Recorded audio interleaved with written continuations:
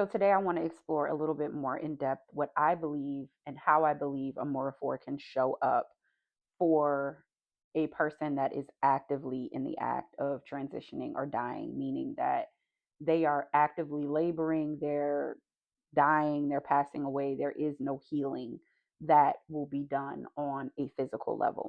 So, this is specifically for you if you're a death doula, if you are a family member of someone who's passing away, if you are a medical professional and you are open to the use of various essential oils. I just have lavender here because it was the first thing and the most readily available thing to me.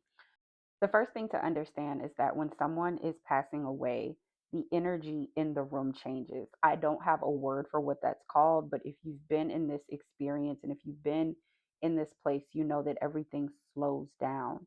We become, and everything becomes more intentional. On the part of the witness, we're more intentional about what we say, we're more aware of our movement, we're more in tune and in flow, so to speak, with the person that's actively dying. From their perspective, their body knows exactly what it's doing and how to die. And so the body is being intentional about each breath being taken in and being taken out, about each movement, about each moan, about each and every second. There is a deep, deep, deep and heavy sense of intention in the room in that moment, serving as oral bearer or as morphor, you can utilize that intention or heighten that intention through the use of essential oils. One way to do that is through using an oil diffuser. You can put a few drops of, let's say, lavender oil to bring calm and relaxation to those in the room that are bearing witness and that person that is actively experiencing death.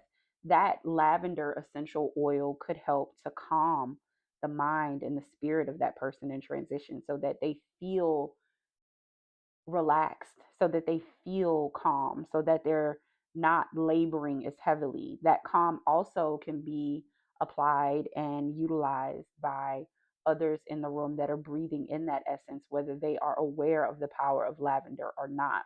Um, a lot of times we become afraid. A lot of times, for many people, this is the first time we're seeing someone pass away or actively die. We don't know what to expect. And again, we're moving with as much intention as possible. So we don't want to say or do or just be the wrong way, right? And so, what an essential oil like lavender has the power to do is to calm our nervous system through its aromatic essence. Frankincense, myrrh, and rose oil are a few of my favorite oil companions in situations where people are actively dying. As we discussed in an earlier video, myrrh has a essence that allows it to hold both the pain and the beauty of both death and grief simultaneously.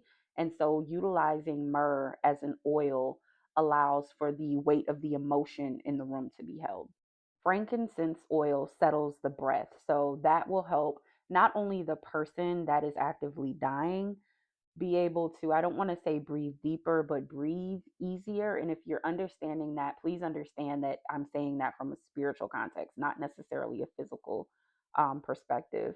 It also will open the air in the lungs of everyone else in the room and allow others to spiritually breathe easier in combination with myrrh holding the weight of all the emotion.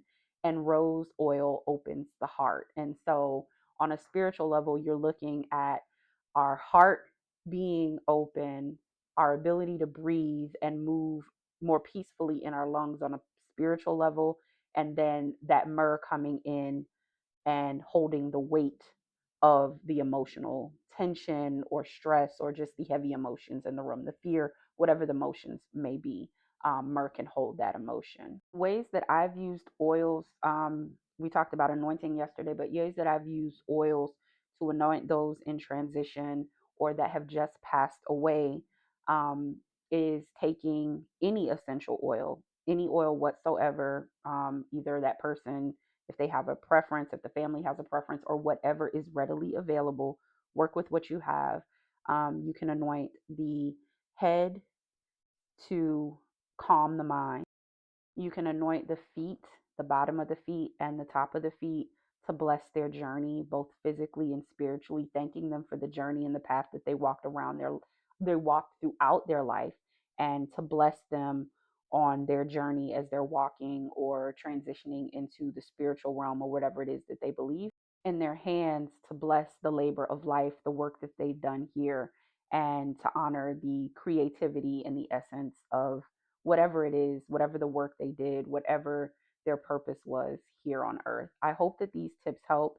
If you've used essential oils, if you've served as a myrrh or an oil bearer in any capacity, I'm curious to know how you utilize essential oils. And if you try this, I'm curious to know what the results are.